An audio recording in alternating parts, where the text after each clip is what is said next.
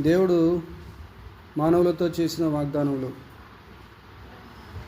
నేను ఇశ్రాయేలు వారితోనూ యూదా వారితోనూ చేయబో నిబంధన ఇదే. వారి మనసులలో నా ధర్మవిధిని ఉంచెదను, వారి హృదయం మీద దానిని వ్రాసేదను. యెహోవా వాక్కు ఇదే. నేను వారికి దేవుడనై ఉందును, వారు నాకు జనులగుదురు. వారు మరి ఎన్నడూను యెహోవాను గూర్చి బోధనొందుదామని తమ పొరుగు వారికి కానీ తమ సహోదరులకు కానీ ఉపదేశము చేయరు. నేను వారి దోషములను క్షమించి వారి పాపములను ఇక ఎన్నటికి జ్ఞాపకము చేసుకునను. గనుక అల్పులేమి గనులేమి అందరూ నన్ను ఎరుగుదురు. ఇదే యెహోవా వాక్కు. యెహెజ్కేలు గ్రంథం 36 అధ్యాయం 26-27 వచనాలు. నూతన హృదయము మీకు ఇచ్చెదను, నూతన స్వభావం మీకు కలగజేసేదను. రాతి గుండె మీలో నుండి తీసివేసి మాంసపు గుండెను మీకు ఇచ్చేదను. నా ఆత్మను మీ యందు ఉంచి నా కట్టడలను అనుసరించి వారిని గాను నా విధులను గైకొని వారిని గాను మిమ్మును చేసేదను.